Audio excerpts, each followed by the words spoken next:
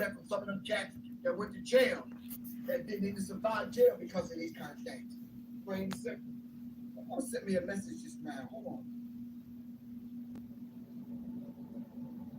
Jay-Z and Beyonce's daughter is named Blue Ivy. I thought because of my research, I thought they named Jay-Z named the Blue Ivy because he was messing with, he had an ongoing relationship with Blue Cantrell. I'm not being petty, I'm not being messy. Don't even accuse me of that. I'm just saying what I've studied. That's not, I'm just saying. But Blue Ivy is actually not named after Blue Cantrell, I take it, I guess not. The Latin phrase for El Ivy, which is Blue Ivy backwards, is Lucifer's daughter in English. Y'all can go look it up for yourself. This is not, someone just said this to me. Blue Ivy's name backwards is in English is Lucifer's daughter in the Latin phrase. I didn't even think Latin was a. Y'all are killing me today. Let me screenshot that. So I can kind of look into that a little bit later on. Let's listen to what this lawyer had to say. Or what the Christian had to say. I'm not sure he's on. And so what I like Jay-Z's statement that he was pointing to the harm that's caused to his family, the need for him to now explain to his family and probably friends and wife and everything and go and deny that he did. Wait. Understand the chess move, man. Understand the play. Now this is the play from the lawyer. The play from the lawyer is that you put this information out there, have Jay-Z respond, and then every deal and business deal that Jay-Z got set up from Super Bowl, raw material, to liquor brand, to Super Bowl, what's the music company that he invested $54 million in? Spotify.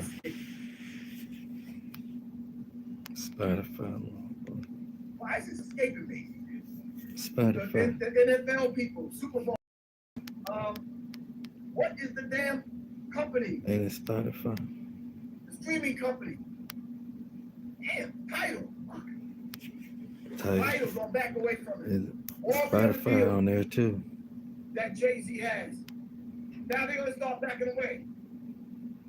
People that invested in the Rockefeller record, Live Nation, Universal. It's the same thing they did to Buffy. They're gonna start pulling back. They don't want their brands associated, especially the NFL. Especially the NFL. I didn't know he had a deal with De Leon Vodka. Jay-Z has a deal with De Leon Vodka. Well, he sold Tidal, thank you, Jamaica. I am a Moor. So he sold Tidal. Okay, got you. So someone said the endorsements are going to drain. The drain, going down the drain.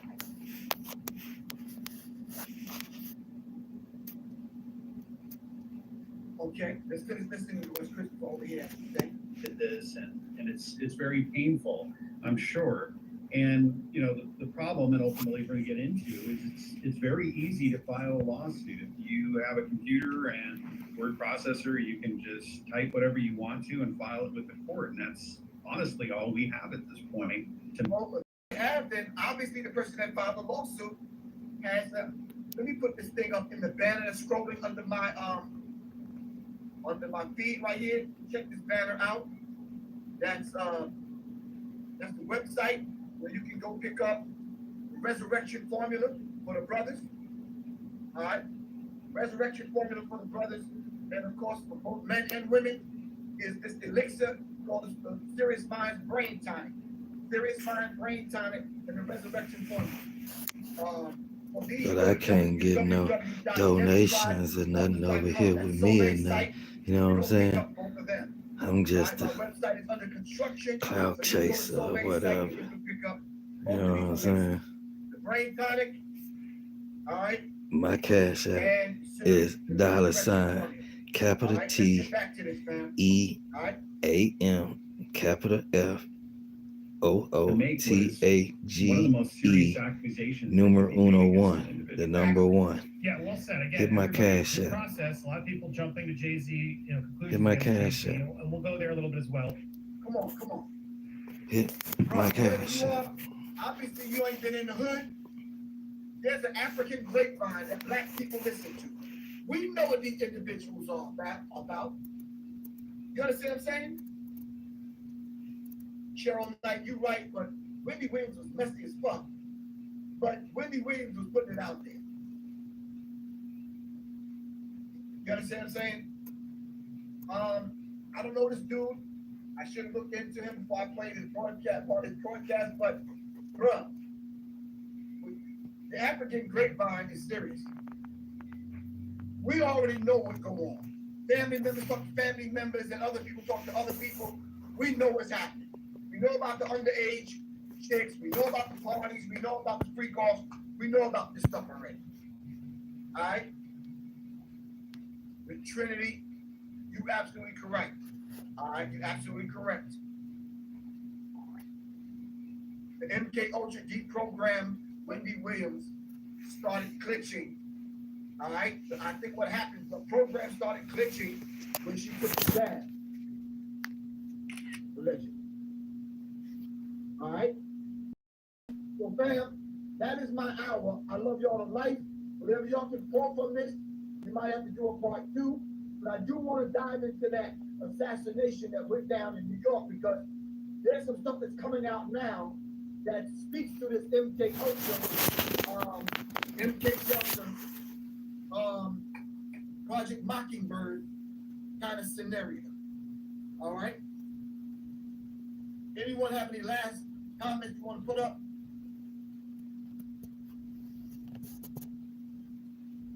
We got to double back on this, fam. We got to go back and revisit this because I'm sure within the next week, there's some other things that's going to come out. Thank you very much, Ms. Jaguar Wright. All right. Thank you very much. Really appreciate that. Thank you very much to Siddiqui. Shout out to everyone that joined us on the call yesterday. Really appreciate that. It was a beautiful thing. We got some information out there. Shout out to Mr. G. All right. Shout out to Mr. Earl Holden. Shout out to Z. Wolfgang. Shout out to Wolfgang. Me and them are going to stay in touch with one another. So hopefully myself and Jaguar Wright can come together and present something. Yeah, hit my cash app. Question us live about these things. And of course, we'll have a slide presentation and we can answer some of these things directly. Did not we tell you this was coming? What up? And here it is. Hit my cash app. Live and in person. $ capital T EAM capital FOOTAGE 1 $ team footage 1. Hit my cash app. That's how you show that love. Hit my cash app. Hit me cash app. You know what I'm talking about? Hit me cash app. That's 678-557-2919. Numbers at the bottom of the screen. Y'all can hit me up. All right, text me if you want some information that I put together surrounding MK Ultra, MK Delta, Project Mockingbird, and the mind control thing that was going on, along with the information about weird scenes from the canyon and the situation with the Shiites and the Jackson 5, who were very young, talking about the satanic rituals. All right, it's Professor Griff. I love y'all to life, fam.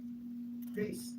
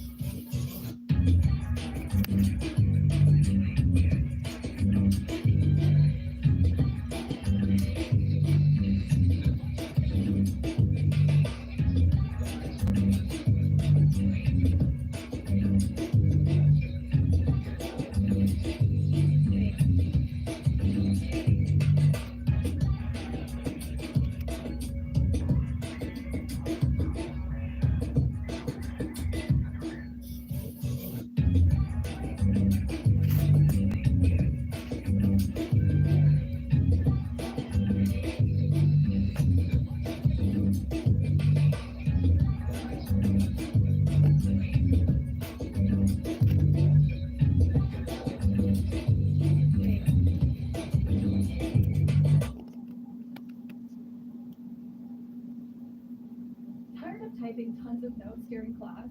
There's finally a better way. It's called Otter. Let's say I'm in class.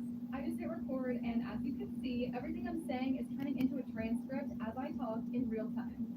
Because Otter is transcribing everything, I can actually listen to the professor rather than trying to type everything down, or I can zone out for a minute.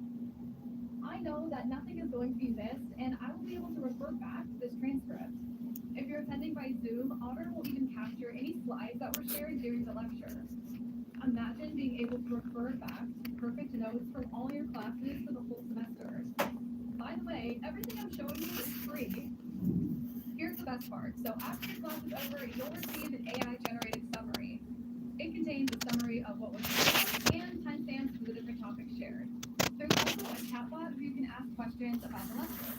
For example, you could say, give me a 10-question multiple choice quiz and hide the answers. This will prompt our chat to create a quiz for you based on the lecture. You could also ask, did the professor mention what will be on the test? Otter will search through the transcript and find any time the professor might have mentioned what will be on the exam. As someone who used to spend a lot of time writing and searching through notes, Otter has been a game changer. And I hope you'll check it out too. Give it a try. It's free.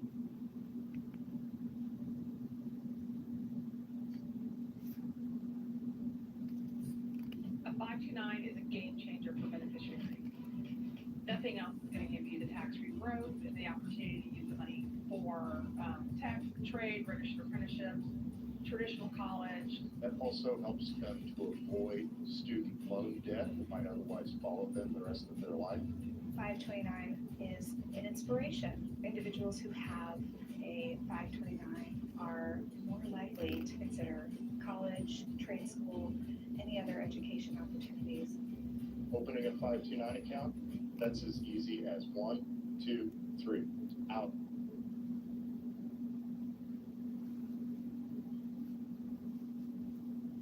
Yeah, and they came to Ben Affleck and they said, the wife's on these tapes.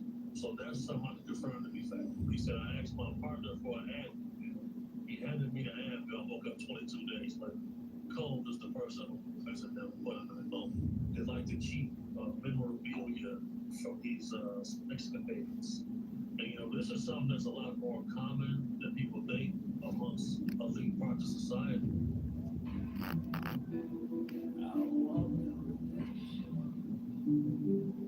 Hey everyone, welcome to another sit down with Michael Francis. Hope everybody is doing well. All is very good, very blessed on this end, especially through this holiday season. And as always, I give all the praise, honor, glory, and thanksgiving to our God for that. Diddy, in the news, every day we seem to hear something about it. Somebody is making complaints, somebody is talking about it. Just a day or two ago, the assistant U.S. attorney read the indictment. Not pretty at all, a lot of pretty rough allegations in there. My position, as always, you're innocent until proven guilty, but you know, you start to see some things that pile up and give you cause to say, what the heck went on there? You know, it's not good. We know that. It's not good. And I think Diddy's got a handful of issues that he's got to deal with. I don't know if he'll ever be free again. We'll see. Who knows what's going to happen with him? If these powerful people are involved in this and they don't want this to get out, could it be another Epstein deal? You know, my feeling, I don't believe Epstein committed suicide.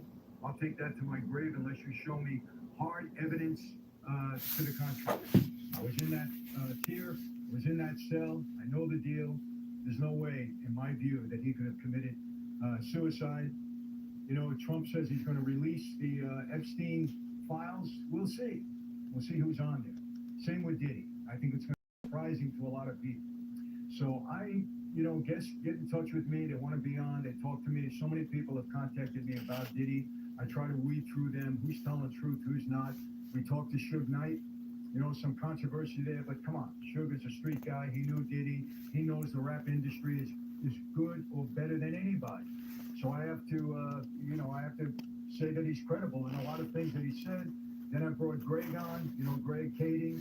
He disagreed with some of the things that Suge said. He gave his own perspective on some things. Hey, I put it out there. You let these people talk, and then you agree or disagree, and you take from it what you believe you should. And today I have a guest that I got to tell you, I thought he was the most credible. You know, not the most credible I've ever heard, but one of the most credible guests that I've sat down with or talked to about this whole Diddy matter. His name is Big Homie CC. He's a Chicago boy, born and raised, came from the street, and really has made a good way for himself. He's a big guy, Big Homie CC. He's got his own security company. He's a bit of an entrepreneur, and he's a bodyguard, mostly for females. He likes to be a bodyguard for females because he said they're easier to protect, and he takes his job very, very seriously. So he was at 3 events, 3 of Diddy's freak-offs. And so he has personal knowledge as to how these things were run. And he's going to tell you about it. And like I said, I believe he's very credible. I really do. I really analyze people. I listen to them. I watch the way they carry themselves and the way they talk. I was very impressed with this young man. He's not that young. He's younger than me. So anybody younger than me is a young man. But I was very impressed with the interview I had with him. As a matter of fact, so impressed that I talked to him, and you'll hear it in the interview, about possibly he and I getting together to try to do some good in the city of Chicago, where people are killing themselves every weekend. These young gangbangers, these young street kids are killing themselves every weekend. And it's gone on since the Obama administration. And I have personally contacted people in Chicago and said, listen, I'll come in and help. These gangbangers, they relate to me and they talk to, gotta call them. So here's the thing, I only been to 3 of his events. Now, when the first part of the event is a socializing mixer. You're gonna go to jail for knowing.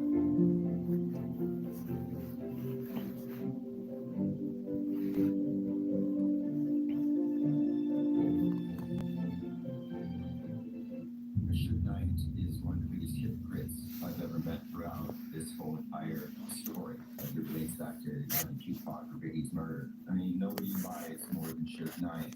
And so I take everything that he has with a grain of salt. Most of what he says is pure speculation. It's just based on stories he's heard and just hearsay.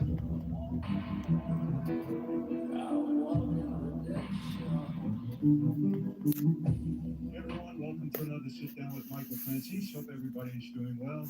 All is very good, very blessed on this end. As always, we give all the praise, honor, glory, and thanksgiving to our God for that, because he deserves it all. Hope everybody is doing well. Hope you enjoyed the Suge Knight interview from his prison cell, and getting a lot of comments about it. And, a lot of people understand Suge, some people don't, but hey, you know what? We try to sit down and we give people an opportunity to talk.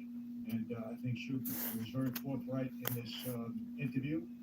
And before I go any further, I have a very interesting guest today. I'm going to tell you who it is. But for those of you that want to be part of the community, michaelfrancis.com/family. We have people joining daily. And believe me, people, you're going to enjoy it. We put a lot of resources in there. If you want more of me, that's the place to go. We're doing Zoom calls. I'm putting resources and courses in there. We're going to have private meetings. We're doing Q&As. We got a lot of stuff going on. We even got a Bible study going on. So michaelfrancis.com. It's $10 a month. I tell you right up front, it's not going to break the bank, because we want everybody to be involved. We just cover expenses on. We really enjoy it because people are benefiting by it. You want to know about negotiation. You want to know about business. You want to know about faith issues, personal issues, leadership. We talk about it all, not only myself, but other experts that we're going to be bringing into the platform. I'm very excited about it. We're creating community. We have a new beginning now, for the next 4 years. I'm not going to get into the politics now, but I think there's going to be some changes. We've got to get back to community and family people. We've got to be one. We've got to be unified here in the United States, and we're going to be trying to do that. We're going to be doing that in this platform. So, michaelfrancis.com/family. Jump on board. I guarantee you're not going to regret it. Today I have a very interesting guest. His name is Greg Kading, and I prepared a bio on him. He's the investigator who connects the dots between the Tupac and Biggie murder. I know this goes way back, but there's more to it. But a very interesting guy. I prepared this bio. I want to read it for you. Greg Kading stands as one of law enforcement's most notable figures in hip-hop history. As a former LAPD detective who led the Special Task Force investigating both Tupac and Biggie's murders, Kading's work has become increasingly relevant to current investigations involving Sean Diddy Combs. I don't know how much of that he can talk about. There's an ongoing investigation, but we'll sit down with him and see what he has to say. His methodical investigation style and ability to secure crucial witness statements, particularly from key figure Keffy D. And Keffy D, if you don't know, Dwayne Keffy D, he's the person that recently was arrested and said that he was paid $1 million by Puff Daddy at the time, P. Diddy now, to kill Tupac. That's what he said. It's being investigated. Not saying it's true yet. I don't know if he's been charged with that. But that's what he claims, so we'll see how that works out. He's established himself, Greg has, as an authoritative voice on the interconnected web of 1990s hip-hop power structures. This story never seems to go away. The story with Tupac and Biggie and Suge Knight. You know, we spoke to Suge Knight recently. After retiring from the LAPD, Katie authored Murder Rap. That was his book. Great book, by the way. You gotta read it. And participated in several documentaries sharing his findings publicly. His investigation techniques and evidence gathering methods continue to influence current cases, including recent developments involving Bad Boy Entertainment's founder, P. Diddy. I don't know how much Greg may know about the PD investigation now, but I think he's going to give us an honest assessment of that, whatever he does know and whatever he can reveal. Remember, it's an ongoing investigation. He'll talk about it. But really, you know, he knows that I interviewed Suge Knight. We'll see what he has to say about that. And we'll see what he has to say about the character, the personality of Diddy, who he's investigating thoroughly. So we'll get some insight into all of that. And this story, in this case, is going to go on. It's very fascinating. We don't know what Diddy's going to do. Is he going to cooperate at some point? Are there other people involved? You heard some of the allegations that Suge Knight made about people involved with Diddy at the time. Who knows? This is all a matter of talk right now. It's being investigated. Hopefully the truth will come out. I'm sure a lot of things will be hidden. We don't know. And a lot's going to depend upon what Diddy does. Is he going to sit down and cooperate? Is he going to give up other names that were involved? Are there other names that were really involved? Who knows? It's an ongoing investigation. We'll see. But I think Greg is a good guy to give us insight into this whole matter. So without any further delay, here's my guest, Greg Cady. Really a pleasure to have you sit down with me. I've been looking forward to this. You're obviously a wealth of knowledge about a case and some people that are certainly in the news as of late. And I look forward to speaking with you. Likewise, Mike. Great to be here with you too, man. Thanks for having me on your platform. And I'm learning as we go too. So every day seems to be a new revelation with some of these characters out there that we're going to talk about. Yeah, and you know, before I got to ask you this, Greg. You're out here in Los Angeles. Have you ever investigated any of my old acquaintances or old associates, I would say? No, nobody from any kind of traditional mob background. I've done some racketeering cases in Los Angeles, some RICO cases in Los Angeles, but nothing with like the traditional mob or any type of extension of the Italian mob. Never. That always seemed to be a little bit more East Coast type of activity. Well, without demeaning anybody out here, maybe doesn't matter. We used to, from back east, we used to call the LA guys the Mickey Mouse mob. So I have to tell you though, this guy right down the street from me, his name's Dave Bonanno, and he's got this picture of him and his uncle in the garage, and he's a descendant or an extension of the Bonanno family. And so he often tells me about some of the shenanigans that his uncle was involved in out here in California. Well, that's interesting. Yeah, they had a presence here. Obviously, after they were asked to leave New York, I'll put it politely, they took up spot there in Phoenix, but they did have some influence here. Yeah. To the good old bad days, Greg. Good old bad days. So listen, I want to obviously, the Tupac Shakur and Biggie case was, huge news at one time. And I've seen you on some other podcasts, and you have very masterfully laid out, the investigation and what part you played in it. You were the lead investigator. So I'm not going to get into all of that because I think people know about that. I'm really interested in Diddy and your perspective on him and all the stuff that's going on with him now. I mean, Greg, one of the things that's amazing to me, and again, my position on all of this is always you're innocent until proven guilty. There's a lot of stuff out there. Obviously, it's somebody like yourself that weeds through everything and gets to the bottom of it, and hopefully the truth with all these investigations. But there is a lot out there, and where there is smoke, there is some fire. And knowing Dee the way you do from your investigation, what is your feeling about all this that's coming out now? Because it's so hard for me to understand how something like this, if it's true, and all this stuff that Diddy is involved in, how it can go on for 20 years. It's we couldn't get away with things like that for 20 years, but how something like that can go on for 20 years is really beyond me. Maybe you could give me some insight. So many of you know I've been in the wine business now for just over 2 years, and I'm happy to report that we've been very successful. People are accepting our wine, not only all over the United States, but all over the world. We're getting, people that want to have our wine in various countries, very rewarding. And our wines are from Armenia, the ancient vineyards, first vineyards in the new civilization. We're introducing it into the United States, been very successful in that. We have a couple of different categories. Our Orani is our #1 seller, terrific. You're going to love it. And we also have a pomegranate wine that you won't find anywhere else. And now we've just introduced non-alcoholic wines, and it's off the charts. People are loving that. If you don't drink wine and you want to participate with everybody that does, ours tastes so good. People are really enjoying it. I recommend it. So if I were you, I would go right now to our website, franzisewine.com. It'll tell you where you can buy it. We're in 9 or 10 different states now, soon to blanket the entire country. I know you're going to enjoy it. So thank you all for supporting us, those of you that are enjoying it. We always say it's a sip you can't refuse, and I guarantee if you try it, you're going to see that I'm right. My perceptions have changed slightly, gradually over time. Today, I look at Diddy with through a different lens than I might have. Yeah, I believe this some of this Diddy stuff. That's the mirrors all the way around. That's the mirrors all the way around. Somebody putting it out here and said it was that aura mess. But there you go with that little baby, a kid or something. Based on nothing more than speculation. And look at all the mirrors. So I prefer to kind of withhold judgment on some things.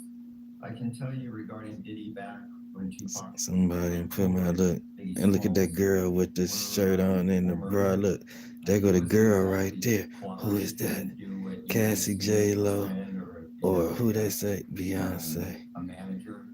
There go the girl. What did she have on at the VMAs? Who had on what at the VMAs? There go the girl right there. Ooh, I got the real. I got the real. I'm just looking into it. Ooh, I got the real, y'all. There go the mirrors. There go Diddy and the girl. Ooh, somebody put it out here and said it was oral stuff. Look how they got this stuff mixed up out here in the world. Out here, look how they putting it out here. And I got it. I got it. There go the girl right there. It's interesting because It's like the girl helped holding them down or something. Suge Knight from prison. There go the girl with like some blue jeans shorts or something. Maybe her pants unbuttoned and no shirt on with like a bra. A dog collar or something. I've ever met throughout this whole entire. But Diddy got the legs up in the air. Dates back to Tupac or Biggie's murder, and so I take everything. Ooh, look, there goes somebody laying down. There go the little legs. It's just based on stories he's heard and just hearsay and all of that. Again, we kind of as Christian men ought to be careful about falsely accusing people because even when those things turn out to be untrue, the damage is always. There go the girl right there. There go the legs up on the little 13-year-old. Look, there go the little girl, and there go the motherfucker fucking the little kid. Damn. All white. He got on all white. He got on all white. And there go the girl. And there go the all white. Look, there go the little kid. Wow. Wow, I got it. Wow. Look how they put the Diddy shit out here. I got it. Ooh, dude, I got some real shit. Y'all playing. Look, there go the girl. There go the girl behind Diddy. There go Diddy in all white with somebody holding their legs up. And it look like a little kid. That is a young person. And they go the mirror, the reflection. Wow.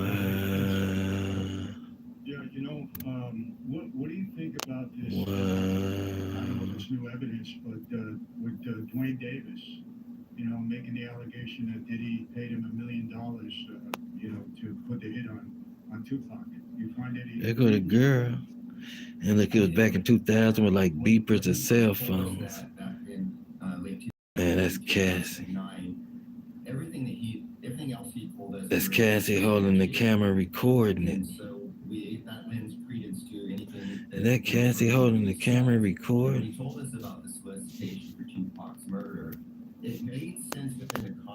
There go Diddy in all white. There go cameras recording it.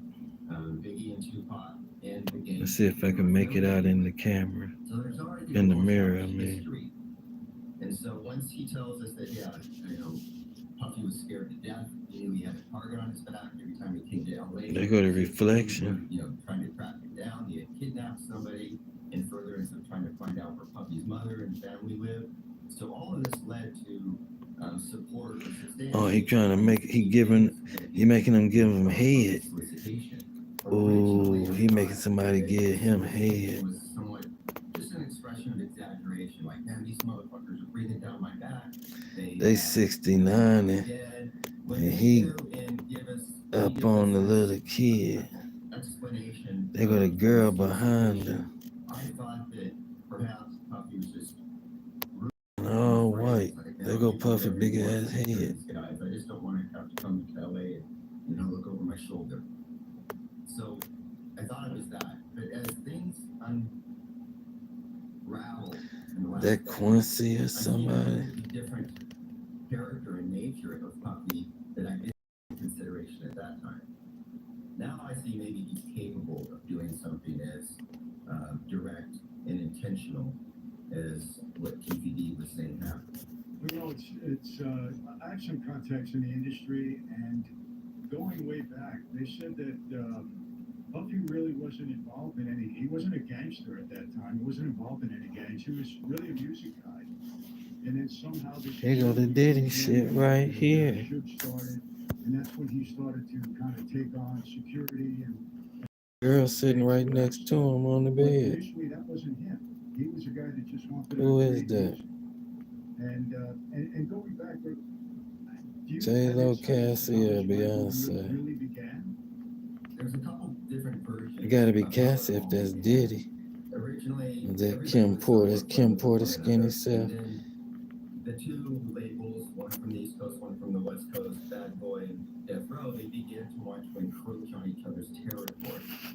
Bad Boy wanted to open up a Bad Boy West out here in LA, Suge's backyard. Death Row wanted to open Death Row East, in New York, which is Puffy's backyard. And so slowly and surely the animosities began. But it wasn't until an individual named Jake Robles, who was a bodyguard of Suge's, a close friend of Suge's, was shot and killed by an associate of Puffy Combs's in Atlanta, outside of a nightclub. As soon as Puffy's bodyguard shot and killed Suge's bodyguard, now blood was on the ground. Now it's oh, look at the reflection. She bent over while about two of them on that ass. She giving somebody head right there. And there go her body and her pants down with somebody behind her. Look, somebody behind her right there.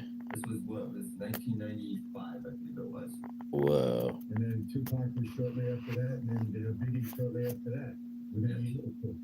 Yeah. I got it right here. There go the reflection. But there was all kinds of other drama and hostility and gunplay that had taken place in between those individual events.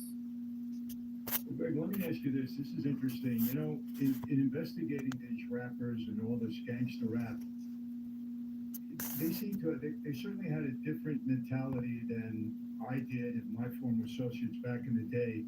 They seem to want to be known and want to be seen and want to, you know, display the fact that they were part of a gang. Or on the other hand, most of us, I mean, you know, maybe you can look at John Gotti as an exception, guys that were so high profile. You know, we tried to stay out of the limelight. That's not something that we thought was good for us. But they had a whole different way of carrying themselves. Did you see that? Over the past 25 years, I've had the chance to meet personally with thousands of people, speak to millions, you know, between my in-person appearances and online. And, you know, the one consistent thing over the years, it's funny, you know, when I open it up for a Q&A, you would think that people would ask me mob questions. I get a couple of those, but really it's all personal. Just, Michael, how did you overcome the challenges you were in? How did you do all that time in solitary? How did your wife relate to you, your kids when you got back home? How did it Ooh, did it? How did it help you? Look, that's you with your glasses and your beard. Look at Diddy, y'all. Over the years, over the past 2 or 3 years, Wow. intense. They put you out here, Diddy. More the challenges and obstacles in their life. The girl right there on the bed. People want to be part of a community. They want to be part of a family. Well, you Look, fucked, Michael, Diddy. how is it when you had this family, you know, around you of like-minded people? Diddy, fuck. That's what I miss about my I former life. got It's it. not only the other stuff, but it's just the camaraderie we had with the guys. And it's, Man, this it's was just a so total cool. accident. And so I am, you know, really motivated now to create this community, this family where like-minded people can get together. They can share some of their experiences. They can get advice. They can get mentorship from people that have been there, done that have overcome challenges and obstacles, that, you know, have a way to survive and really prosper in their lives. And we're creating that platform. And this platform, people, it's not me being there in name only. I want to get down with the people. I enjoy that. You know, I'm a people person. I love giving advice. So we're going to have, you know, Zoom calls on a regular basis. We've created programs that we're going to be able to share with you. We're going to have meetings where we all get together and enjoy some Franzese wine maybe and sit down and have some slices pizza or whatever we'll do and really get together and get down with one another and be a benefit to one another. There's nothing like community and family. There's nothing like it. If that's something of interest to you, if you want a part of me that you really get and the team that I've created that I know you're going to enjoy, I think you're going to want to be part of it. And I know it's going to benefit you. There's no question about that. It will be a benefit. We've made this in such a way that anybody can be involved in it, because that's what we want. We don't want, you know, the elite persons out there, you know, that maybe don't think they need something.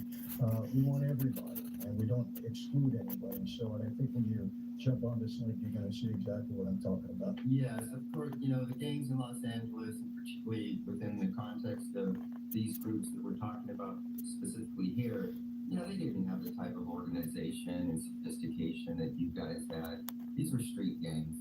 They kind of flew by the seat of their pants. There was really no code of honor. There was really nothing other than, hey, we grew up around each other. We've got each other's backs. You know, we're all just trying to survive. But there wasn't really structure to it.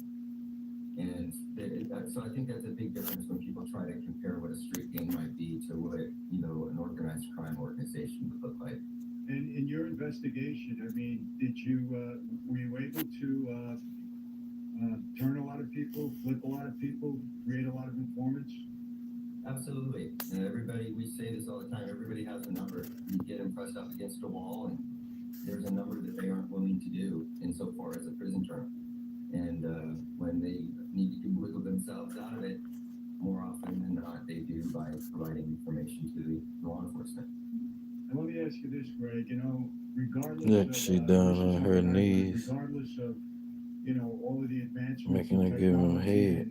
And the girl sitting right there. She must be recording because it got some light on it. So they recording, and with the mirror thing, it make it see all the way around. Let me ask you this. In all of this, you know, talk that's going on, all these allegations being made about Diddy, do you see... There you go. Him acting in the way they're portraying him now? Because obviously he's denying everything. There's been lawsuits filed against him, and some of the stuff is pretty bad what they're saying. But do you see him as that type of character, number one? And number two, Do you have any insight into this? Look, there go the girl sitting behind her. There he go with the girl. There you go, right here. Yeah, it's really interesting, and it's an interesting time. Much of the behavior that we're accusing him of, for lack of a better term, these kind of bacchanalia type of parties, this goes back to antiquity. Look, there go another female. Aside from pride, sexual misconduct, like, is one of the devil's greatest tools, right? And we see people getting compromised via that all the time. So I don't know, the parties, the freak offs, whatever, hey, behind closed doors, if everybody's consenting adults. Now, if it goes beyond that, where there's crimes being committed, where people are being coerced, blackmailed, taken advantage of, or they're underage, well, that's a different conversation. And I think it's important to kind of separate the two instead of putting them all into one thing, like massive sex parties. Well, let's individualize this, who's really a victim, and then go from there. So I think that, and also, like, we're rewriting much of what is and isn't socially acceptable. 10, 15 years ago, flying prostitutes in from another state to go to a party and attend to the men in that party, we didn't think of that as sex trafficking. We thought that was just prostitution, and that's what we considered it, kind of like a victimless crime. We don't look at it that way anymore. Now we look at these willing participants who are, making financial gain. We still look at them now as victims. And I'm not saying one's right, one's wrong. I'm just saying we're rewriting some of the definitions of what is and what isn't criminal, or what is and what isn't socially acceptable. Has the law changed with respect to the way these people are viewed now, or is it basically the same statutes as the same law? It's just a reinterpretation of law. And so it has changed in that sense that, again, using that example, flying prostitutes from Las Vegas to New York, say, and having them conduct. That's it right there, y'all. Yeah, it's a crime, but nobody really. That's the female. That's Diddy, and there go that 13-year-old. There go that 13-year-old. But we're reinterpreting in his lap. Actually are. Her face in his lap. What's your view? Yeah, it does. What's your view on that? How do you view it personally? I personally, if prostitution obviously is the old fashioned debate, right? And if it's consenting, willing adults, I don't look at it necessarily as this crime that needs to be addressed with all of the fervor that we are now. However, if people are being taken advantage of, if they're being, they're vulnerable people that are being enticed with drugs or through blackmail or through coercion, then yeah, that has to be addressed. People shouldn't be able to use power against other people.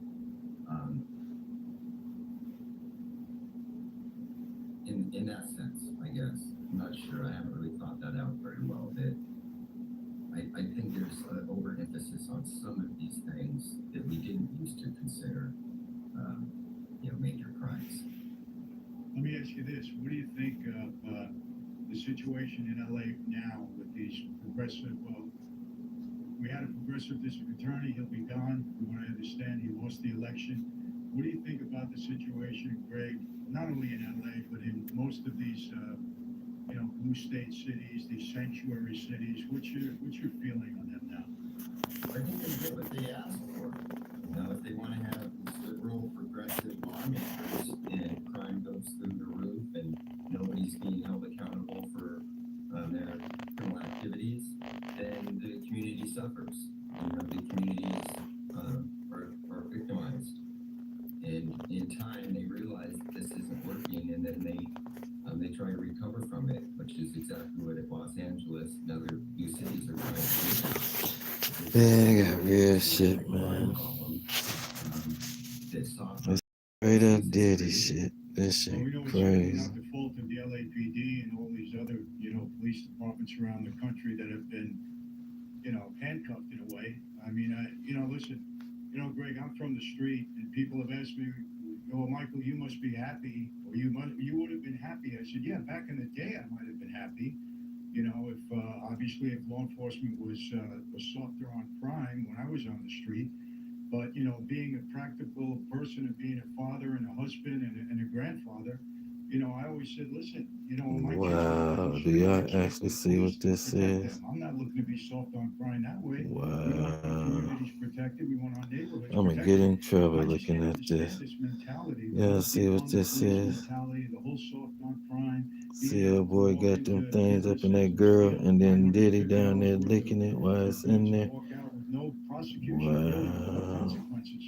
I don't know how Yeah, we see got what to that this point, is? but I know it's certainly not law enforcement's intent to have it that way. It's all these progressive Man, do you see this DAs freak off? and politicians that are creating it. It's just insanity. Hopefully, we see a reverse of that now. Yeah, I hope so too. Wow, I'm gonna get in trouble showing especially this. within the confines of their own neighborhood. It's obviously a complicated problem because you get into socioeconomic issues and those things, but the soft on crime program just fail over and over again. And I think that's why we saw things go the way they went during this last election. I think they're just fed up, and they've been fed a lot of bullshit, and have found out a little too late that it doesn't taste very good. Yeah, I think we're seeing that. This was certainly was a red wave, but let's not even call it that. Let's call it people coming to their senses and saying we had enough. I think that's the wave that they've shown. Let me ask you this. I know you're feeling on Suge. At least I got a little glimpse of it. But he named a lot of people. I'm going to throw it out there. He said Obama was involved with Diddy. He, obviously we know Justin Bieber. He hasn't fully disclosed what went on there, but obviously there was some things that were pretty distasteful. I think we're seeing that. What do you think of Obama? He said there's a long-time relationship between Diddy and Obama, and he was involved in some of these freak-offs. And well, he didn't say that. Don't let me misquote him. But he did say there's a relationship between Diddy and Obama. Right. Well, we can, again, this goes back to, do we declare people guilty just by association with no clear evidence? They could be good friends, but it doesn't mean that one's guilty of the other one's misdeeds. So we have to be just really careful, even though I have personal feelings about President Obama. I'm very cautious not to even suggest that he was involved in anything with Diddy insofar as what Diddy's currently being investigated for. So I would just refrain from suggesting anything. I don't know. I think that if there's going to be this revelation of people who were directly involved with Diddy, I think Diddy's actually at the top. I don't think that there's upward mobility in the culpability of the people around him. It might go a little bit sideways, but most of it's going to go beneath him. He's going to have been the guy on top of power, the influence to be able to take advantage of people. I don't think it's going to go upwards. I think that because he's a celebrity, you're going to rub shoulders with other celebrities. Let me ask you, obviously it's something sensitive, of course you won't answer, but have they asked you, has law enforcement asked you to come into this investigation at all with Diddy because of all your past knowledge? Not so much with Diddy. Again, my personal involvement as investigator into Diddy was just had to do with the murder of Tupac Shakur. And to some degree, the murder of Biggie Smalls. Insofar as his involvement in any kind of sexual misconduct, we never looked at him for that. It was never something that we were spending a large amount of time investigating. That's the only thing I'm doing is helping the current investigator with the PPD case, and also helping the family of Tupac Shakur with their potential civil case if they decide to go after Puffy Combs about his solicitation of Tupac Shakur, the solicitation of the murder of Tupac Shakur. I'm helping them to the extent that I can, and then I'm helping with the trial that he's facing next March. That it's limited to that. I don't really have much to say insofar as Diddy's current dilemma. Didn't you investigate some goings on with Diddy in Miami also? No, not so much. No, not really. I didn't have anything to do with any of his Miami investigations. Everything that I had, again, was kind of focused just on these two murders that we were trying to solve. I didn't have much to do with any of his other activities. No. Let me ask you, how do you think this is all going to turn out, just from an outside perspective looking in with Diddy? He's going to come to the realization that he needs to put all his cards on the table and see what kind of hand he can play. Yeah, he's going to, obviously going to have to fall on the sword about anything that he did that was criminal, and where they have plenty of evidence to convict him should he go to trial. And he'll try to work out some type of. But again, there potentially is a lot more smoke than there is fire here. We'll find out in time. But I think that Diddy's legal advice from his lawyers is going to be, hey, anything you can do to assist the government to bring their entire investigation to a conclusion, you ought to do. And I think he will do that. It's really only his only option. It's interesting what you said. If he's at the top and everything is beneath him, well, it's experience with the feds, then he's the guy. He's the guy that they really want. If he's able to give up anybody lesser than that, if they really want to get to the bottom of the investigation and anybody that really was culpable here, if they want to put that all together, then I guess they will deal with him. If not, my past experience, he wouldn't be able to deal his way out of this. You're right, and other than to the extent that he would be seen as cooperating, that he would be giving his full cooperation, it may not be implicating other people, or they'd be using his information as evidence against others, but just mere cooperation, just being willing to sit down with the investigators and say, listen, ask me anything, I'll tell you honestly what I know to assist you. That does have, some value, some self-serving value.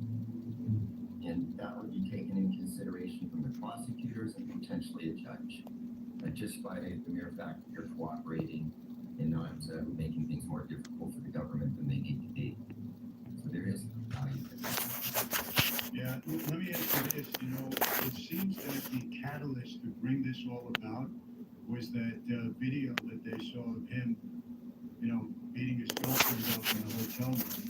And that seemed to spark this whole investigation after 20 years of allegedly this going on. Do you think that was it? Or was this known?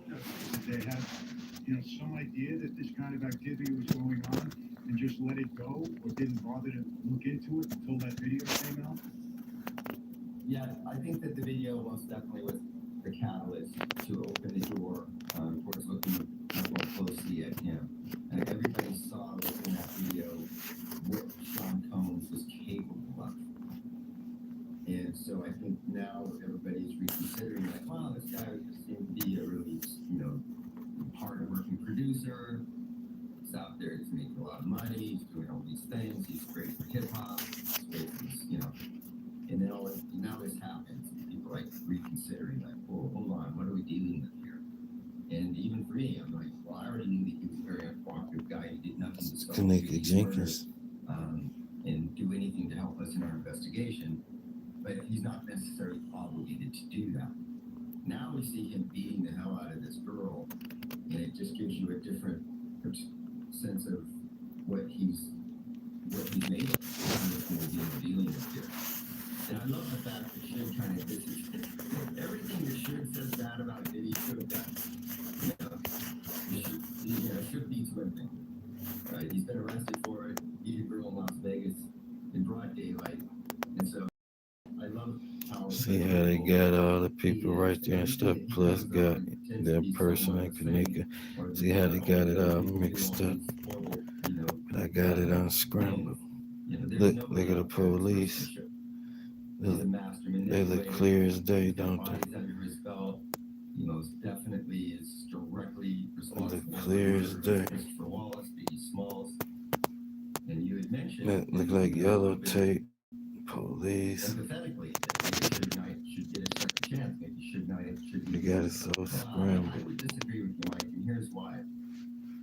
We don't get forgiven unless we first seek forgiveness, right? And Suge Knight's never done that. He's never got on his knees and asked Loretta Wallace for forgiveness for the murder of her son, which he caused. And so until the day comes, and to her, to her credit, she has told me directly in person, I would extend my hand of forgiveness to the person that was responsible for the murder of my son. All they need to do is come to me and ask for it. Wow. Suge Knight has never taken responsibility for the things he's done. And so I can't, well, it's not my place to forgive him, obviously. And so until he has a repentant heart and is willing to go to those that he's trespassed against and plead for forgiveness, I think he's right where he should be. Well, listen, Greg, I appreciate your insight on this. I mean, I don't know Suge. I've had, one conversation with him. I'm always kind of, want to give people a second chance, but obviously, you're a lot more familiar with him than I am. So I understand where you're coming from. I want to switch gears 1 minute. You have anything to do or any knowledge at all of the Menendez brothers case? No, not at all. I've watched a documentary recently. I don't know any of the investigators that worked on it. So no, I know about as much about it as you might. It's a fascinating case. Did they just get reprieved? Were they given? No, well, what happened, Gascon, he reviewed the case and made a recommendation to the judge that they should be resentenced to life with parole. And if the judge resentences them because they were minors or they were under 26 when they got convicted and sentenced, then they could be up for parole. The parole board can review it and decide whether to give them parole or not. They've already done that amount of time if they do get resentenced, so they could be eligible immediately. But now Gascon is out. The new See the DA is Kenneka in. Jenkins. I'm assuming he's going to want to This is review that Kenneka Jenkins. recommendation and maybe rescind it or say, no, I think they should do all their time. There's a lot of controversy. The reason I have interest, I did 11 months LA County Jail with Menendez. Yeah, I was there. We were both in lockdown. We were on Win Shoe. And he, told me of the abuse of his father. So people asked me about it. I said, listen, the only thing I know is what he told me during that time we were in there. And to me, honestly, Greg, he was believable. I believed what he told me. I think there was some mitigating factors there. Obviously, the murder was pretty heinous the way it came about, but it's not for me to decide. I would hope they did get a second chance because they've been model inmates from what I understand. They were very young when this happened. But some people disagree with that. We'll see what the court says when it comes up for hearing. I think it's in December. Yeah, that's actually really interesting. If what they say is true about the abuse and all of that, then yeah, you're right. It's and ought to be reconsidered maybe through that lens. Yeah, I think, life with parole, and then, they had to convince the parole board and everybody else that they've reformed while they were in there. And like I said, they've been in prison, and both of them were married while they're in there. And one of them has a daughter, the younger one. So, I'm pulling for them, but we'll see what happens. Just but you might have some insight into that case that was interesting. Yeah, no, I haven't. Before we leave, I want to tell you though, I really, really appreciate the segment you did on The Mafia is Not Dead. I was listening to that whole segment this morning. I thought it was fantastic. I love the way you blended together all of the associations of different people. It's irrefutable.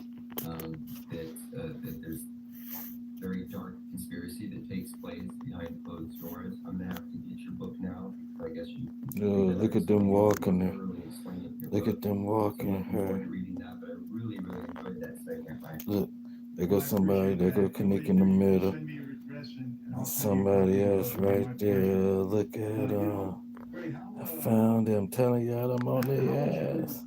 how did you work with I'm the on FBI, their the ass. federal, agency? Did you ever, I'm on unfortunately, their come across ass. them? Were they easy to work with? Because I've always heard conflicting stories about that. It's funny. I've I'm on been their friends ass. with people in law enforcement. There's a crazy dynamic out And there. that's Some of the reflection. people that were after me are now friends. That's the of mine. reflection. We just see things through a different lens when we get out of the lifestyle that we were in. That's the And reflection. it's really nice to know that some people looked at you, even during the time they were investigating you. Hey, this She may didn't not be a walk bad guy. alone. He's doing bad things, and we're going to do our job.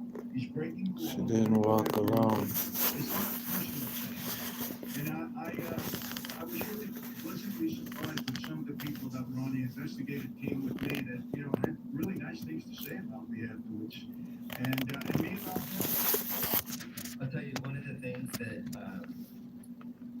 comes to mind, I built some great relationships that went beyond the professional relationship of investigator and the defendant.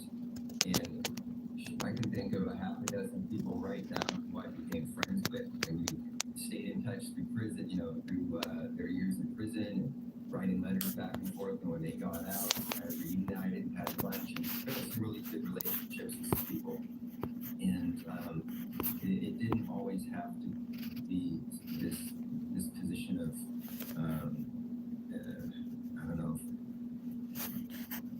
I don't know how to say it other than it wasn't my job to judge. It's the court's job. I bring evidence forward and let them do what they have to do with it. But I've always been understanding that life takes people down different paths, and sometimes we all make bad decisions, and there's consequences to pay.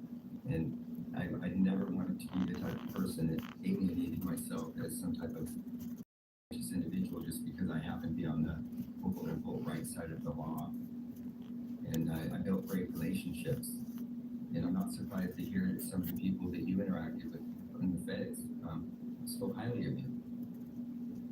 And we have some good things to say about them, even though your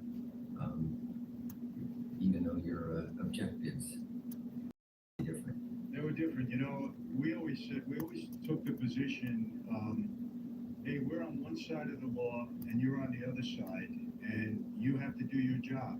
And if you do your job better than we do ours, and we get arrested and go to jail, then no hard feelings.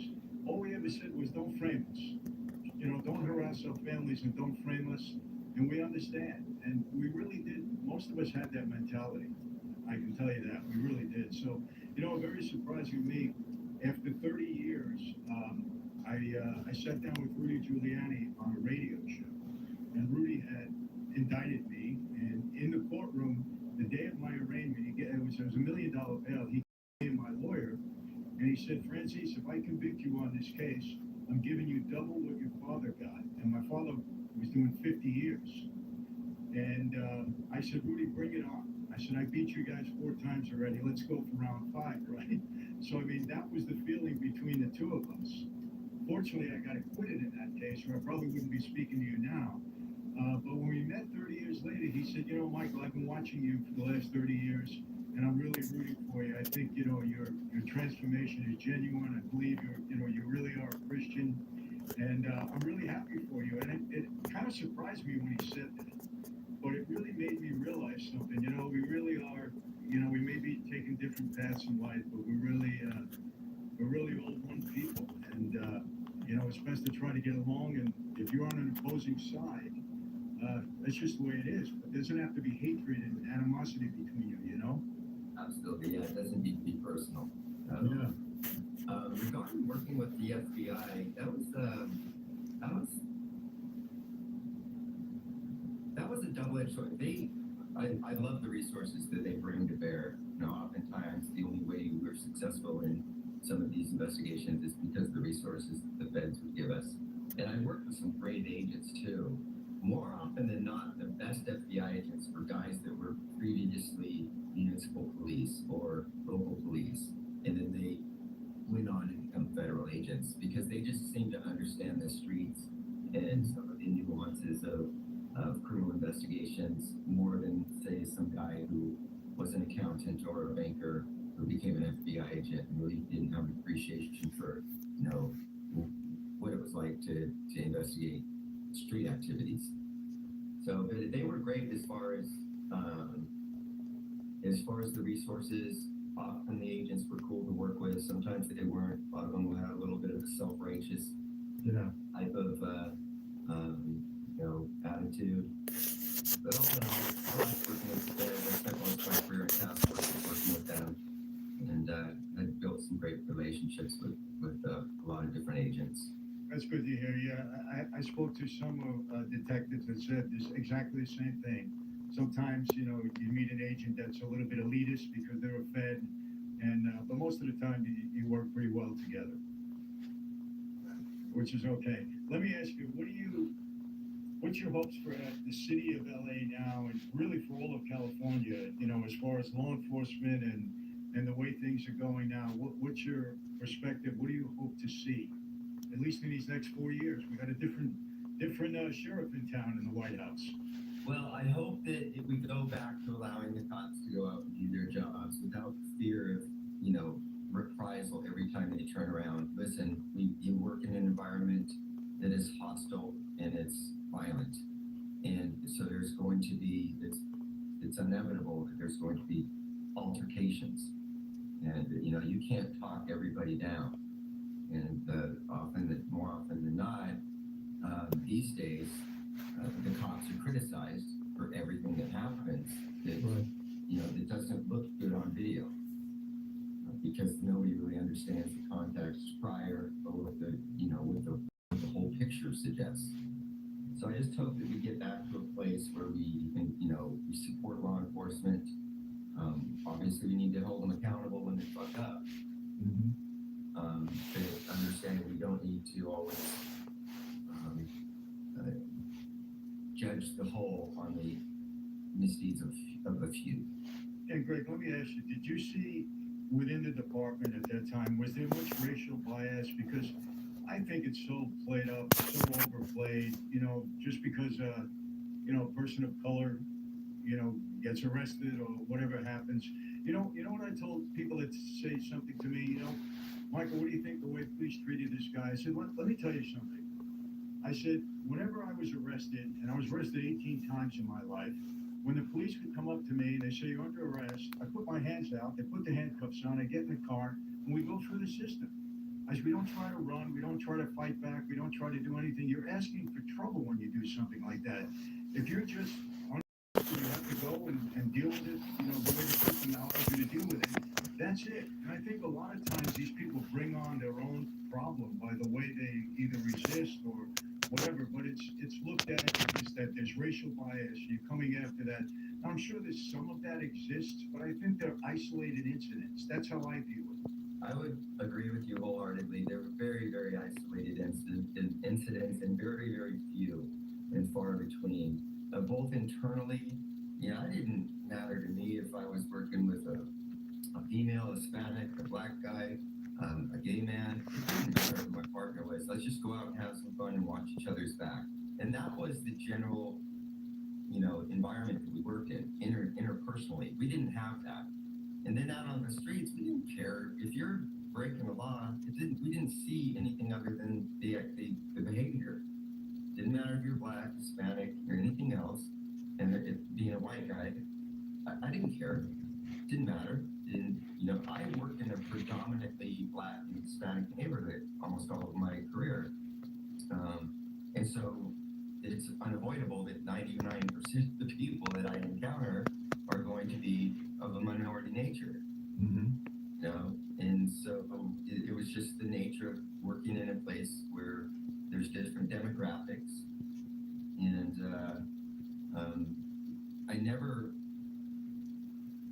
I would say probably, and the games are back. That calls for an emergency visa.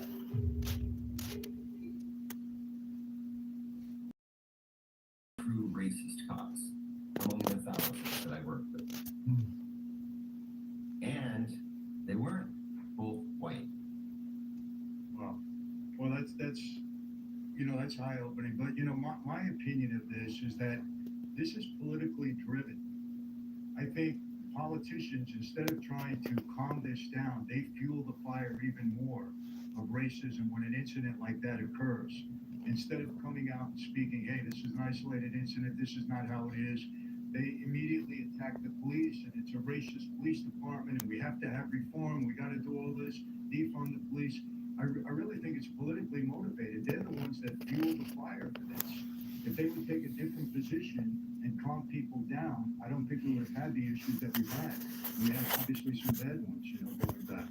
I think that's been the Soros media's agenda, is to sow discord and to sow chaos, because here to control population that's under duress, as opposed to one that's unified. And so as long as you create the division, the chaos, and mistrust, it's easier to control that populace. And I think that's always been a deep agenda.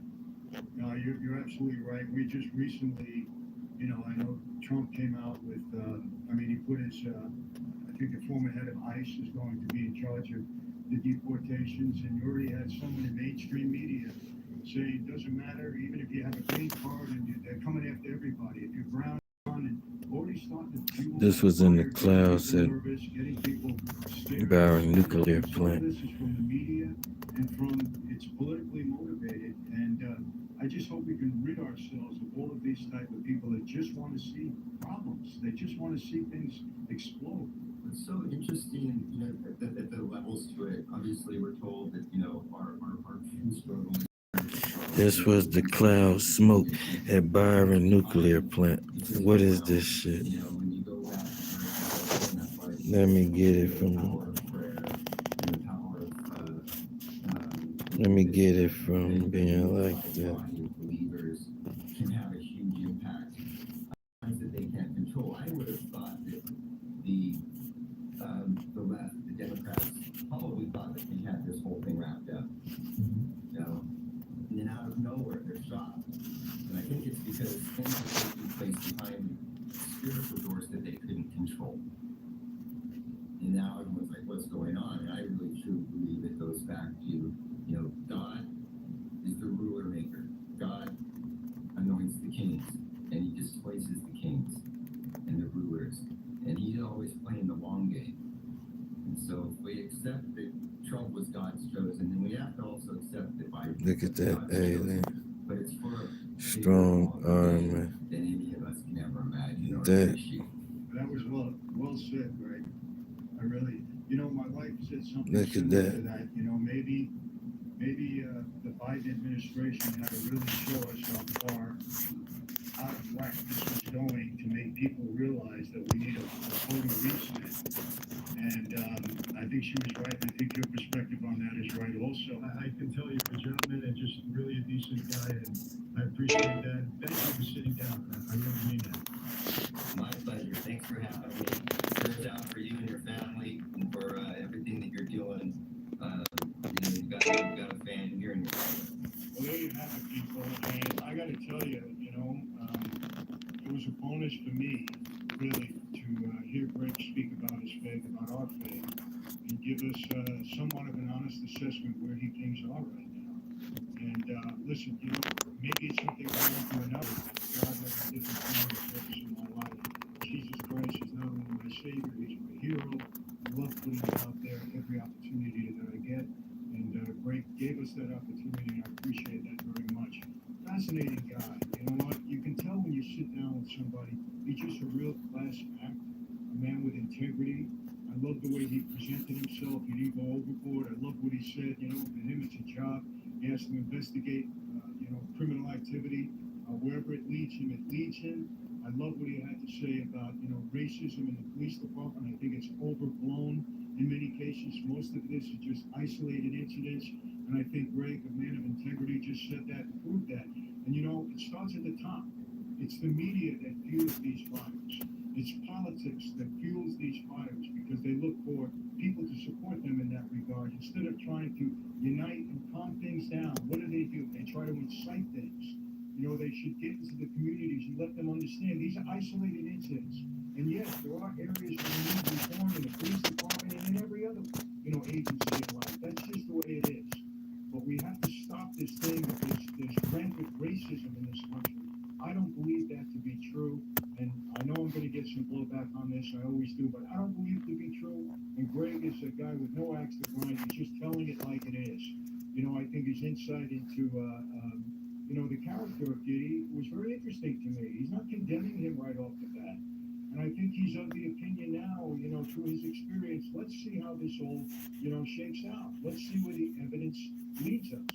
Hopefully it's going to be an honest and upright investigation. We're going to get to the truth of the matter, and people that should be held accountable will be held accountable. But, Greg was terrific. I really appreciate sitting down with him, and I just saw the honesty within him as he revealed all of this.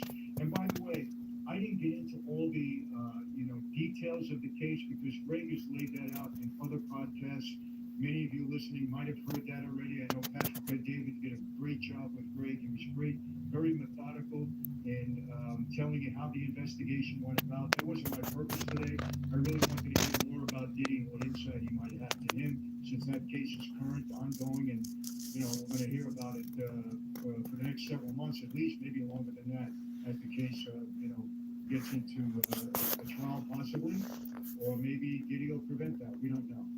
Anyhow, it was great. Greg, I really appreciate it. You wanted a copy of my book, you'll get that. I'm going to get a copy of his Murder Rap. Brilliant. I have read it. I'm going to get a copy and give it out to other people. I think it's a book that should be read to give some good insight. And that's it. So hopefully we provided you with another very interesting guest. And that's it for today. So my friends, how do I always leave you? Same way. Never going to change. Be safe. And I think the country's going to be a lot safer right now. I really mean that. A lot safer. Be healthy. I think it's going to be a lot more healthy. RFK. He's going to have a great position. He's going to get all this junk out of our foods. People, we need to be healthy. Trump is surrounding himself with the right people. Elon Musk, RFK, Tulsi Gabbard, Vivek Ramaswamy. These are all great integrity and character, and they're very capable.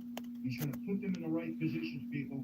I'm not just ranting. I'm telling you, this is how I really feel. This country needs a reset, and I think Donald Trump is going to provide that and all this great staff that he has around him. So, be safe, be healthy. I really do mean this. Hopefully you really took what Greg had to say. God bless each and every one of you. God bless your families, your loved ones, your community, your neighborhood. And yes, God bless America. Take care and see you next time.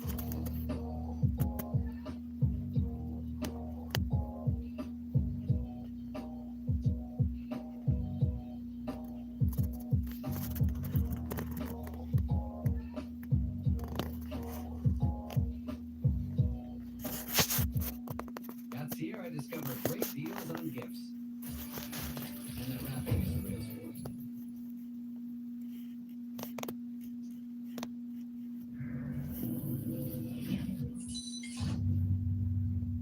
All right, here we go. Live TV would like to welcome Michael Franzese, the only high-ranking official of a major crime family to actually walk away without protective custody, without witness protection, and actually survive. Is that an accurate, Man, look what they did. Look at that face. That's the smoke they threw up. Your background is actually in Colombo crime family. This what they threw up in the smoke. Wow. When did the Colombo crime family actually launch and start? Well, prior to it being the Colombo family, it was the Profaci family. And Joe Profaci was the original boss of that family. And it all occurred when Lucky Luciano broke up with the nuclear plant. This is the smoke. So on and so forth. So we're looking back to the 40s around there. This is the smoke, and this is what was blaring through the clouds. This and mixed with the smoke. Hey, look at this, yo. So 5 in New York, 9. This is by a nuclear plant. The youngest in New York? This is the smokestack. This is the smoke they threw in the air. The smaller of the families. Look. My boss at the time used to like to say, we like quality, not quantity. Look. Guys that we bring into the family. So, yo. So Joseph Colombo guess he served from like 63 to 71. Yo. Okay, and the family was named after him at that point? Yes. During this time, how big was Columbus Fire? Like, how many members? We had about 150. Ask that man was something about Barra nuclear plant real deep. He said, yeah. We had a lot of associates. Yo, the Barra nuclear plant. This is the smoke in the air. Known as associates. We had hundreds of them. Look what's inside that smoke, them clouds. No. Associates. When you come into the life and you take the oath, you come in as the position of a soldier. That's when you're a made man. Got it. Okay. And I guess during that time, there was a bunch of major wars that were happening in the Colombo family. Yeah, back at that time, just prior to Joe Colombo becoming boss, we had the Gallo-Profaci War, when the Gallo brothers, who were part of the family, kind of revolted, and there was a war going on at that time. Colombo family, we've had our share of wars during our existence, so that was, I was alive for that one, so it's one that I remember. Okay, what year was all that? It was in the 50s into the 60s. Yeah. Okay, so we get into the 60s, Colombo takes over, and there's another war at that point? Not really. I mean, they called it the Gallo-Colombo War also, but it was kind of like a spillover. Because I think at the time the Gallos felt that they should be in control of the family, and so there was an internal war at that time over that. It was eventually resolved. Okay, during these wars, basically guys are getting killed on both sides. This is what's that Barra nuclear plant throwing the smoke in the air. Like how many people are getting killed on a monthly basis? This This wow. was before my time actually as involved in the life, but my dad was a prominent figure at the time. Right. And, quite a few went down during the Gallo-Profaci War or Gallo-Colombo War. I don't know the exact number at the time, but I do remember some incidents with my dad since he was very active during that time. And I know that we hadn't seen him for a while. He was away, which, he was, kind of undercover at that time. And quite a few guys were killed, I remember. They type like a firefighter type look. So your grandfather was associated Hook with the nose, faction. mustache. That's correct. But then your Like father Jesus. became a mayor. Jesus with a fire hat on. My father grew up in Brooklyn, and he was Like a motherfucker with a fire hat on. and he just caught the eye of, some of the older guys, some of the guys that were made at the time, and he started to hang with that. And, the way he tells me, my grandfather actually didn't want him to become part of the life. Even though my grandfather was very well respected in our neighborhood in Greenpoint, but he never wanted to be involved, although he could have. He liked being, on the outside. And kind of cautioned my father to get involved because he said, once you do, your life is really not your own. But my dad had it in him. And, There's some Kenneka he stuff. ended up getting involved in the 30s, actually. He was young when he got involved. Okay, and he actually moved his way up to the underboss. Correct, yes. Okay, so describe the structure. At the top you have the boss, Right. and then you have the underboss, and then the capo. Yeah, so the boss and underboss regime or captain and a soldier. And those are the four positions. There is a position called consigliere, and he's kind of appointed by the boss. Look, she look all twisted up and toe up. Like she got ran over by that car. Between the men and the boss. Like if you have a Like dragged her. something that's going on in the family, you go to the consigliere. Or is that dog eating her up? The only problem with that is that if you have a gripe with the boss and you go to the consigliere and he brings it to the boss, you're probably going to get killed. So you never gripe about the boss. It's not smart that way. Okay, so your dad actually moved up from a soldier to a capo, that's to an underboss. Correct. Is there a reason why he never became a boss? He went to prison. Yeah, I believe until today that if my father were on the street and didn't get into the problems that he had, he would have been the boss. So here you are growing up in this family. Your dad is a high-ranking member of the Colombo family. Kenneka Jenkins. Siblings, you have a brother and a sister? Yeah, I was one of 7. One of 7? Okay. 2 brothers and all those sisters. Okay, all the same parents? Actually, my father was married once before. So he had 3 children from his first marriage. Okay, there are four children. Yes. Okay, so you have a family, and you're growing up, and then, as a kid, you don't really know anything different, but you're starting to get older, and you're seeing that your dad is a little different than the other dads. There's more police presence, and there's more secrecy and so forth. So at what point did you start to realize what's going on? Well, it was early on because my dad was one of the highest profile figures of his day. You know, he was kind of like a John Gotti of his day, you can make that comparison. But law enforcement tactics against organized crime were different back then than they are today. You know, today everything is very covert. Back then, when you were under investigation, they wanted you to know about it. And my dad was under investigation maybe for a period of about 10 years, growing up in Brooklyn, later on Long Island, from 7 or 8 different agencies. And they would all have a big presence in our lives. They had their cars parked around our house 24/7. So whenever we would go anywhere as a family, we had a parade of law enforcement.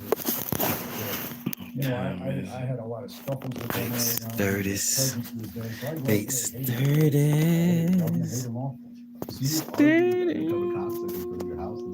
Yeah, I mean, I'd lead them on a wild goose chase if they thought my dad was with me, you know, and they did some things even with me, and you know, so I always had scuffles with them. You know. How is your dad doing his business if there's literally someone following him as soon as he comes home? I mean, as soon as he leaves the house to the point where he comes home again.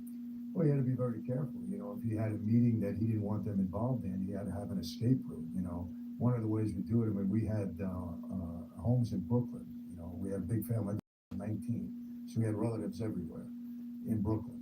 So he'd go in the door right house, there, and they got it laid out right house, there. Go out the front door the others way. I had somebody waiting, and the cops were still waiting for them at the other house.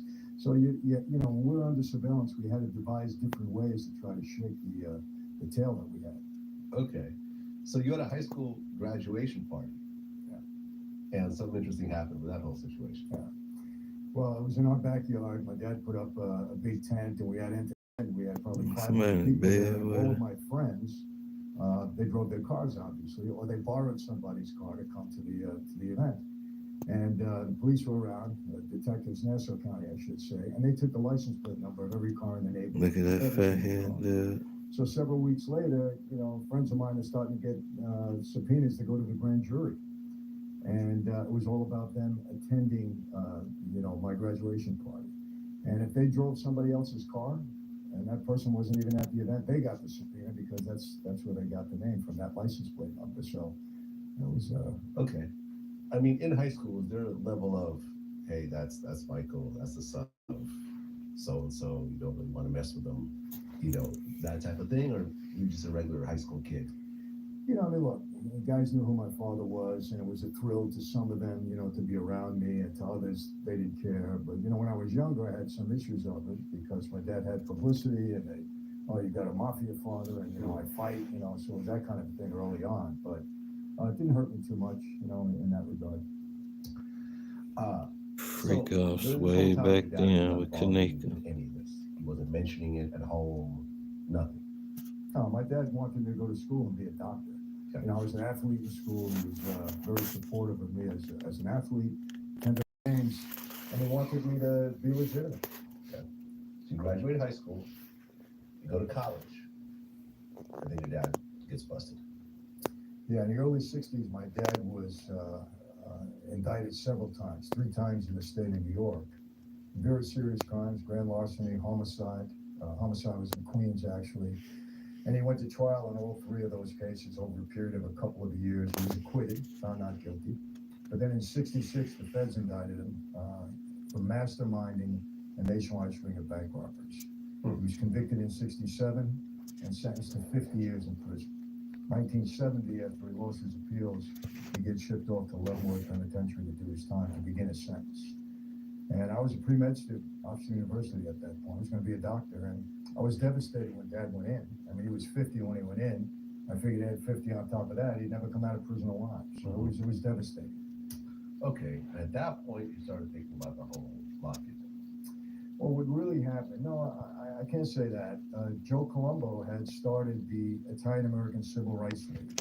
What happened, his son, Joe Jr., had gotten indicted by the feds on some case for melting down coins for their silver value, or something crazy like that. So Joey called us all up, you know, and he said, hey, my son is being framed. We're not going to have this happen anymore to any of us.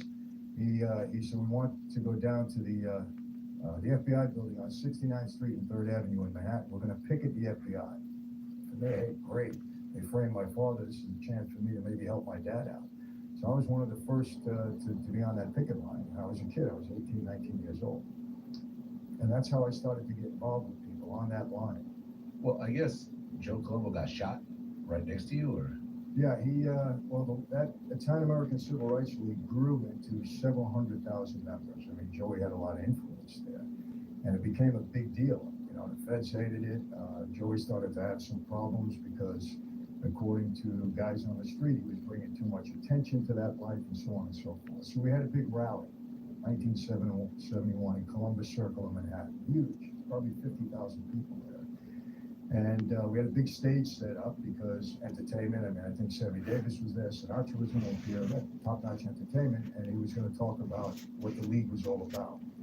And I'll never forget, it was a beautiful day, and I had just walked up on the stage, and Joey had handed me some brochures to hand out, you know, up by a couple blocks up on 60th Street. And I took them, because I was a captain in the league, not in the family at that point, in the league. And I walked away, I was about 10 steps away, and all of a sudden, boom, boom, boom, I heard shots going out, and somebody went down, and there was a massive scene. So the boss of the family just got shot. Yes. Right next to you. Was he killed at that point? No, he lingered for about 6-7 years, and then he eventually died. But he was in a coma the whole time. Oh, okay. So pretty much that was the end of his reign at that point. Was that the first time you saw via violence? Yes, that was my first experience like that, of that seriousness, that gravity. Yes. Okay. But you ended up joining the mafia after that. Yes. There wasn't a level of, okay, this is real. This is not the movies. This is what's really happening. Here's the head guy in my father's organization. He essentially was almost, essentially killed. Yeah. And put in a coma after the situation. Maybe I'll stick to school instead. Well, I had such a goal, a driving force for me to help my dad get out of prison. I believe my dad was framed. Because I asked him, I said, Dad, what's with these bank robbery charges? And he looked at me and he said, son, I'm innocent. And why I really believed him is because the 4 bank robbers that testified against him were all drug addicts. They're all junkies. And from the time I was a kid, my dad preached to me against drugs. He hated anything to do with drugs. So I said, why would he get involved with drug addicts? So I believed that he was innocent. He was framed. And I figured if I didn't help him out, he was going to die in prison. So I told him I lost interest in school. We were in the visiting room, Leavenworth Penitentiary. I said, Dad, I'm not going to school. I don't hope you're going to die in here. And we kind of went at it a little bit. Your mother's going to be upset. You're leaving school. I said, Dad, it's too late. My mind's made up. And he said, okay, but if you're going to be on the street, I want you on the street the right way. And his mind, the right way is to become a member of his life. So he proposed me for membership at that point in time. Because, you become a member of that life. You can't just go up to somebody and say, hey, I'd like to join. Somebody's got to propose you, vouch for you, say you have what it takes.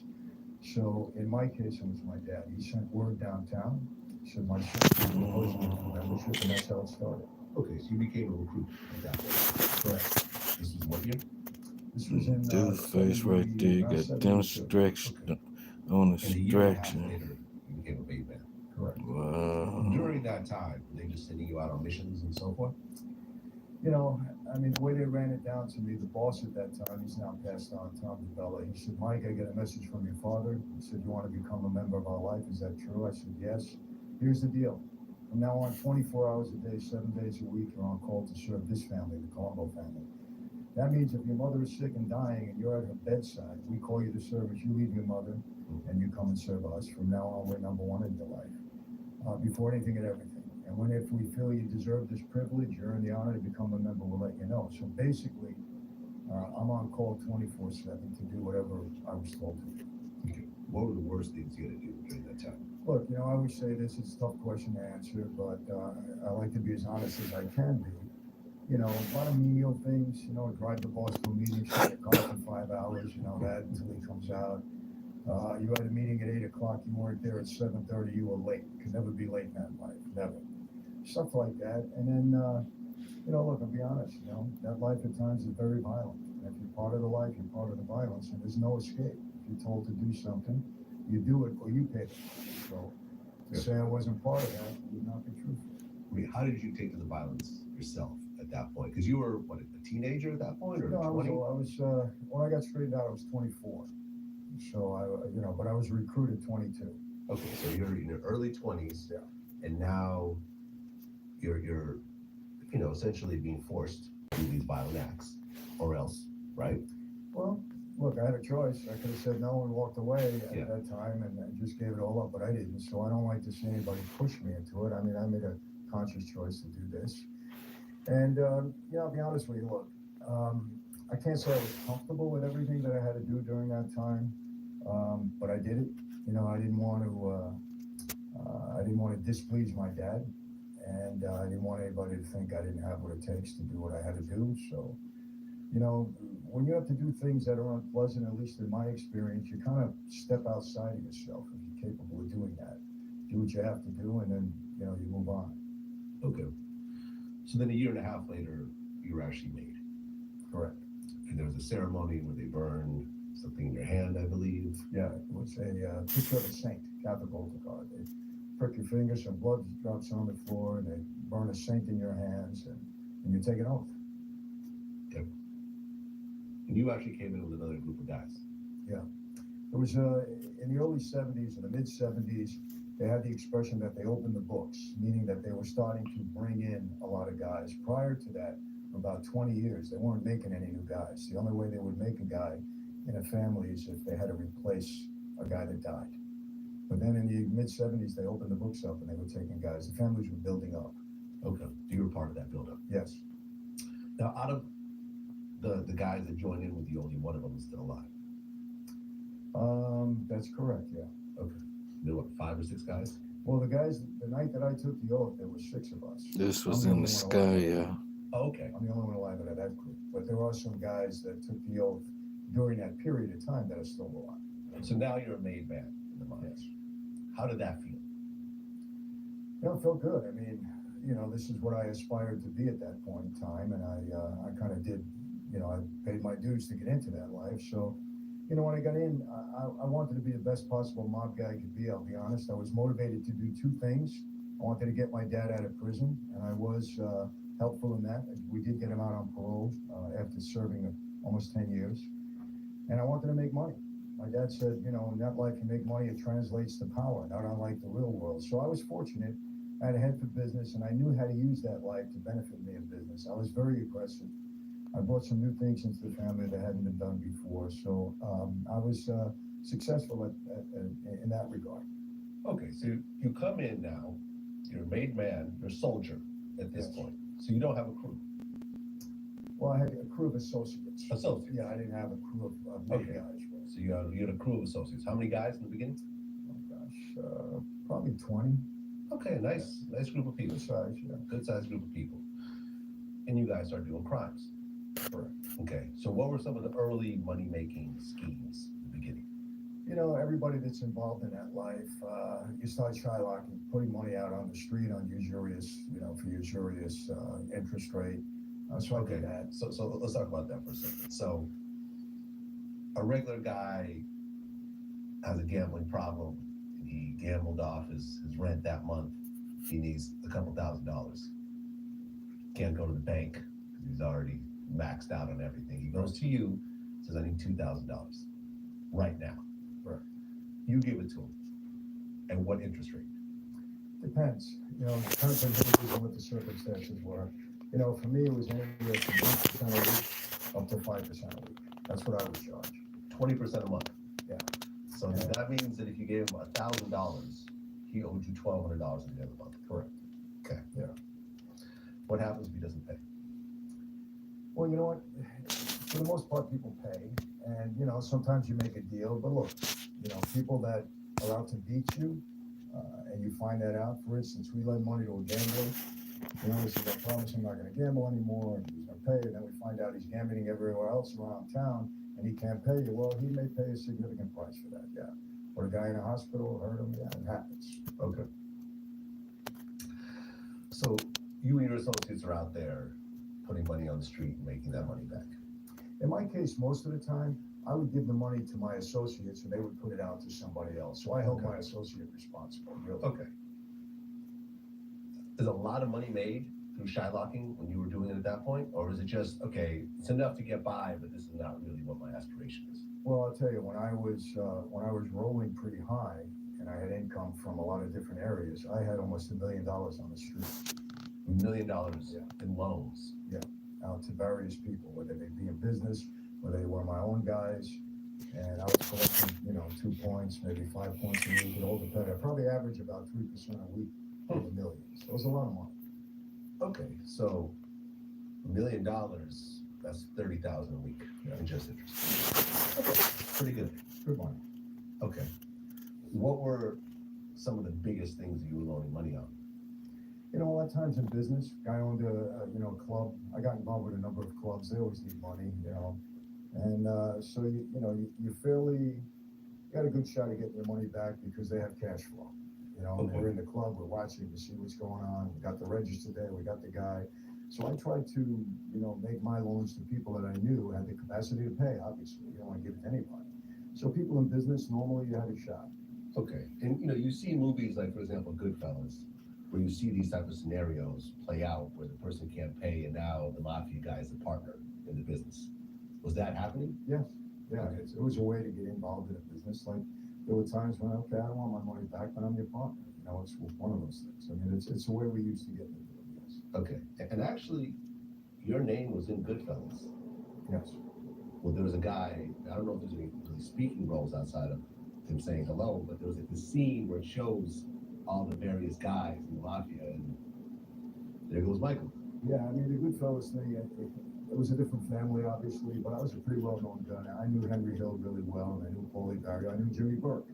So I think I had some name value at the time, so they threw me into the movie for that purpose, But that I had put together, I had a leasing company, I had a couple of things going on in a legitimate sense.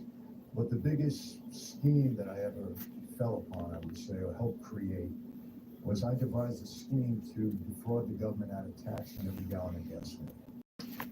And I ran that operation for 7 years. I brought in the Russian mob guys from Brighton Beach, Brooklyn, because they had an independent station at the time, an independent group of gas stations at the time. And we did quite well. I had, at one point in time, I had over 350 gas stations that I either owned, operated, or was delivering product to.